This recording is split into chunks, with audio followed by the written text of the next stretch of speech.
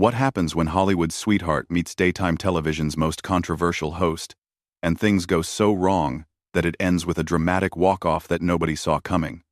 You're about to witness one of the most explosive moments in live television history. Make sure to subscribe and drop a comment below, because this story will leave you absolutely speechless.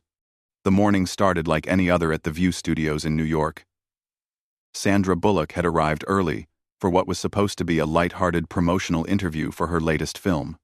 She sat in the green room, sipping coffee and reviewing her talking points with her publicist, completely unaware that she was about to become part of television history. "Sandra, we're so excited to have you here," Whoopi Goldberg said as the cameras began rolling. "Your new movie sounds incredible. Tell us about it." Sandra smiled warmly, her natural charm immediately filling the studio. "Thank you for having me, Whoopi. This film has been such a passion project. It's about second chances, about how we can reinvent ourselves even when life throws us the most unexpected curveballs." "That sounds beautiful," Sarah Haynes chimed in. "What drew you to this particular story?" "Well, I think we all go through moments where we feel like we've hit rock bottom," Sandra explained, her voice carrying genuine emotion. "This character reminded me that it's never too late to change your path, to choose kindness over bitterness, to build bridges instead of burning them." The conversation was flowing naturally, the audience clearly captivated by Sandra's authenticity.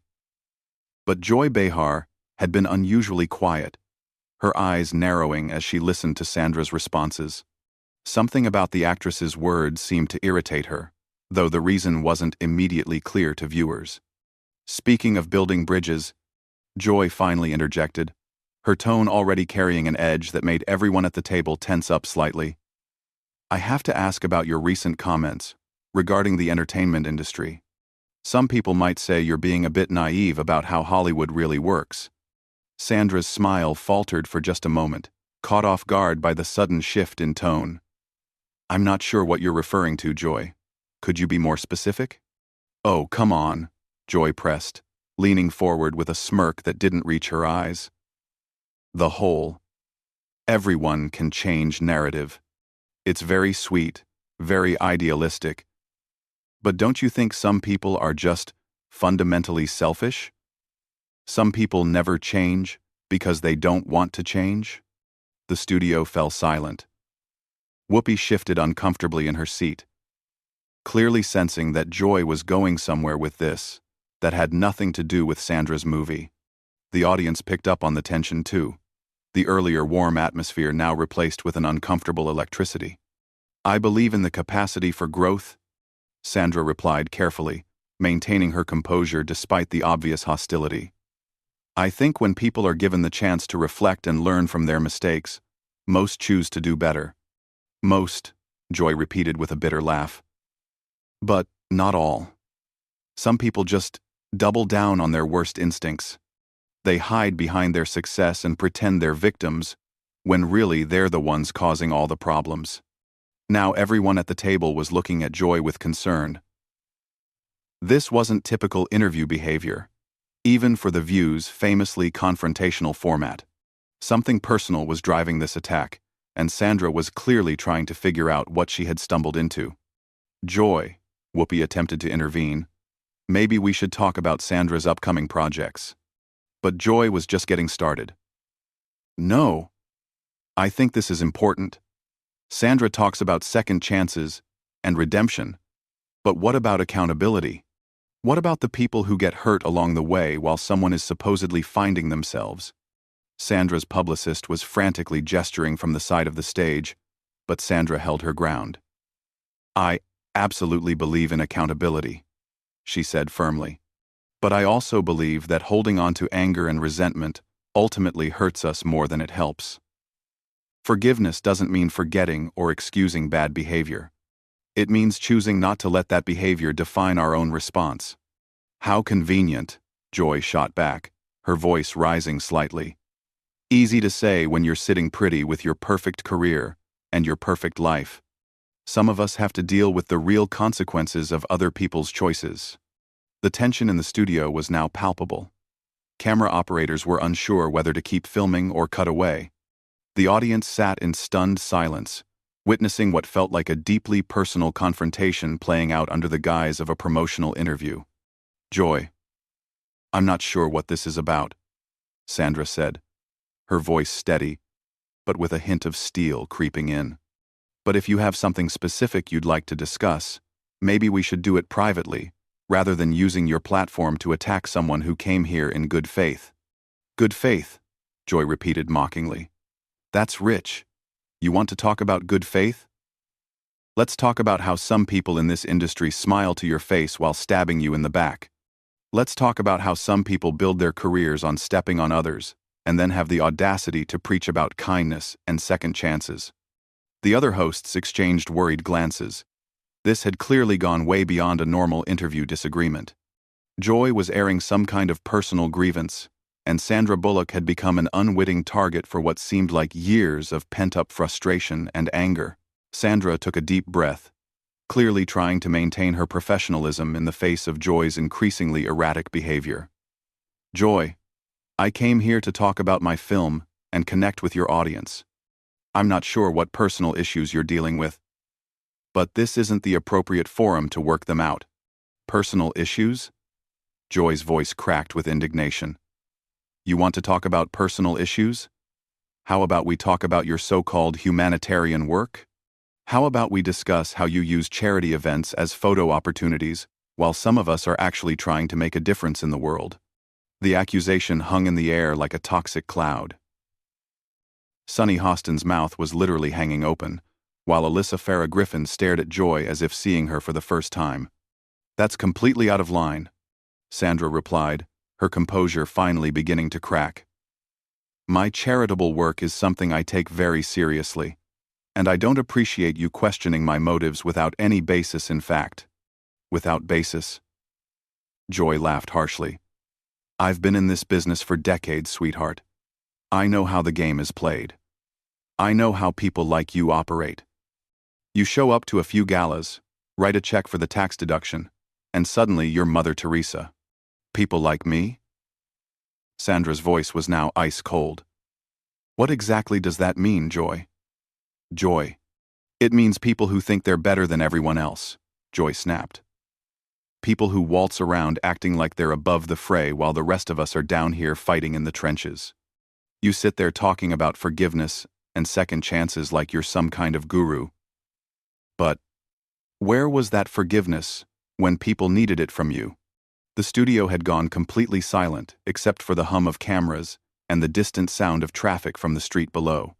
Everyone seemed frozen, watching this train wreck unfold in real time. Production assistants were frantically trying to get the attention of the show's producers, but nobody seemed to know how to stop what was happening. "I have no idea what you're talking about," Sandra said slowly, each word carefully measured. "But I think you need to explain yourself or apologize for these baseless accusations." "Apologize?" Joy's voice rose to nearly a shout. "You want me to apologize? That's perfect. That's exactly the kind of entitled attitude I'm talking about. You come on my show, you sit at my table, and you expect me to just smile and nod while you promote your little feel-good movie about redemption? It's not your show, Joy," Whoopi finally interjected, her voice carrying the authority of the show's moderator. "And Sandra is our guest. You need to dial it back right now." But Joy was beyond listening to reason. Something had snapped, some internal dam had burst, and years of resentment were flooding out all at once. "Don't tell me what to do. Whoopi. I've been carrying this show for years, while everyone else gets the credit. I'm the one who asks the tough questions. I'm the one who's not afraid to call out hypocrisy when I see it." "What hypocrisy?" Sandra demanded, her own anger now clearly visible. "What exactly are you accusing me of? Because if you have something to say, then say it clearly, instead of hiding behind these vague insinuations." Joy stood up abruptly, her chair rolling backward with the force of the movement. The action was so sudden that it caused a collective gasp from the audience. "You want me to be clear? Fine. I'll be crystal clear. I'm tired of watching people like you get praised for doing the bare minimum while people like me get criticized for telling the truth. I'm tired of this fake niceness, this manufactured sweetness that covers up the fact that Hollywood is still the same cutthroat business it's always been. Sit down, Joy, Sarah Haynes pleaded, her voice barely above a whisper.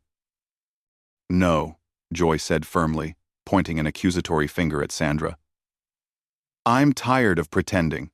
I'm tired of smiling and playing nice while people who don't deserve it get elevated to saint status. You want to talk about your movie? Let's talk about how you probably stepped on a dozen other actresses to get that role. Let's talk about how you've benefited from a system that rewards people for looking a certain way and saying the right things. Sandra stood up as well now, her patience finally exhausted. I don't know what your problem is, but I won't sit here and let you attack my character based on whatever personal demons you're dealing with. This is completely unprofessional and frankly embarrassing for everyone involved. Embarrassing? Joy repeated, her voice dripping with sarcasm. You think I'm embarrassing? That's hilarious coming from someone who built her career on playing the girl next door while probably being anything but behind closed doors. The accusation was so personal and so completely unfounded that it left everyone stunned. Even Joy seemed to realize she had crossed a line that couldn't be uncrossed. But instead of backing down, she doubled down, her face flushed with anger and something that looked almost like desperation. You know what the real problem is? Joy continued, her voice shaking now. The real problem is that people like you get to coast through life being celebrated for your supposed goodness, while people like me get labeled as difficult for speaking the truth. Well, I'm done being the bad guy just because I refuse to participate in the fantasy. Nobody asked you to be anything other than professional, Sandra replied, her voice steady despite her obvious anger. But what you're doing right now isn't truth-telling. It's just cruelty, disguised as honesty. The words hit Joy like a physical blow. Her face contorted with rage, and for a moment, it looked like she might actually lunge across the table at Sandra. The security guards positioned around the studio shifted nervously, unsure whether they needed to intervene. Cruelty disguised as honesty? Joy's voice was now trembling with fury. You want to see cruelty? Cruelty is watching people get ahead in this business, not because of their talent, but because they know how to play the game. Cruelty is watching the system reward fake humility while punishing authentic voices. Sandra shook her head in disbelief. Joy, you don't even know me. You're attacking someone based on assumptions and projecting whatever anger you're carrying onto a complete stranger. That's not authentic. That's just sad. The word sad seemed to break something fundamental in Joy. Her face went white, then flushed red, and her hands began to shake visibly. Sad? She repeated, her voice now barely controlled. You think I'm sad? I've been in this business since before you were even relevant. I've earned my place here through decades of hard work, not through playing some sweet little character that audiences fall in love with. Nobody's questioning your place here. Whoopi tried to interject again, but Joy was completely beyond reason now. Yes, they are, Joy shouted, spinning around to face her co-hosts. Everyone questions my place here. Every review, every article, every stupid social media post. I'm always the one who's too harsh, too difficult, too much. Well, you know what? Maybe I am too much for this sanitized version of television where we're all supposed to pretend everything is wonderful. Sandra watched this meltdown with a mixture of concern and bewilderment. Joy, this isn't about television or the industry. This sounds like you're dealing with something much deeper than anything happening here today. Don't psychoanalyze me, Joy snapped, whirling back to face Sandra. You don't get to sit there in your perfect little bubble and tell me what my problems are. You don't know what it's like to fight for every opportunity, to claw your way up in a world that wants you to shut up and smile. Actually, I do know what that's like, Sandra replied quietly. Every woman in this industry knows what that's like. But taking out your frustrations on other women isn't fighting the system. It's just perpetuating it. The observation hit Joy like a slap in the face. For a moment, Her anger seemed to waver, replaced by something that looked almost like recognition. But instead of backing down, she seemed to sink deeper into her fury, as if acknowledging the truth of Sandra's words would be too painful to bear. "You think you're so wise," Joy said, her voice now dripping with venom. "You think you have all the answers because you've managed to stay popular and relevant. Well, let me tell you something about staying relevant in this business. Sometimes it means being willing to be the villain. Sometimes it means saying the things other people are too scared to say. And sometimes," Sandra replied with devastating calm, "it just means being needlessly cruel to people who don't deserve it." That was the final straw. Joy's face contorted with pure rage, and she grabbed her microphone pack and yanked it off with such force that the wire snapped. "You know what? I'm done. I'm done with this show. I'm done with pretending to care about the opinions of people who wouldn't last 5 minutes in the real world. And I'm especially done with being lectured by someone whose biggest challenge is deciding which charity gala to attend." The studio erupted in chaos. Producers were frantically trying to decide whether to cut to commercial, audience members were gasping and murmuring, and the other hosts sat in stunned silence as Joy continued her tirade. "I quit," Joy announced, her voice carrying across the entire studio. "I'm done being the lightning rod for this show's controversy, while everyone else gets to play it safe. I'm done being the bad guy, just because I'm willing to ask the questions nobody else will ask."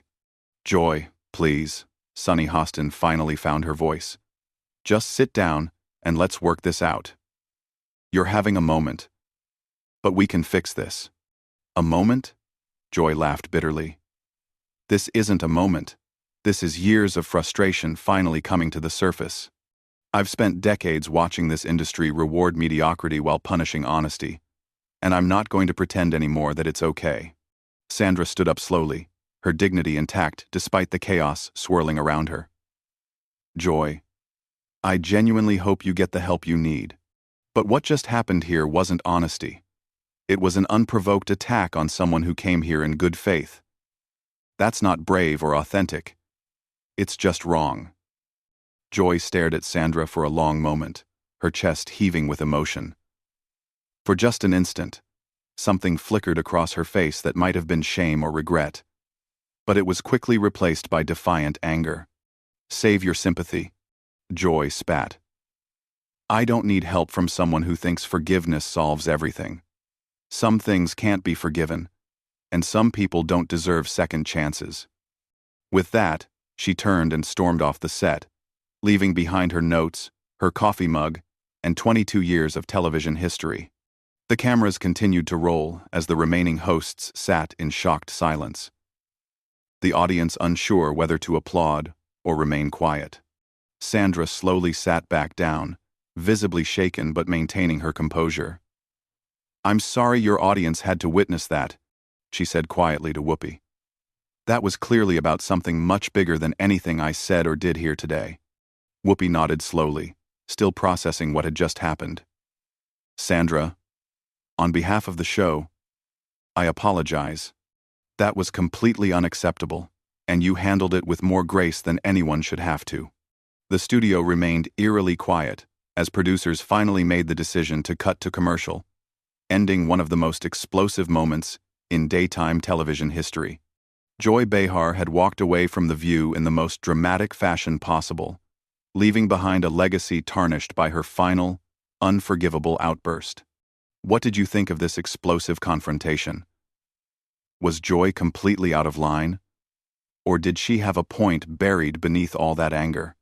Subscribe for more shocking television moments, and comment below with your thoughts on what really drove Joy to this breaking point.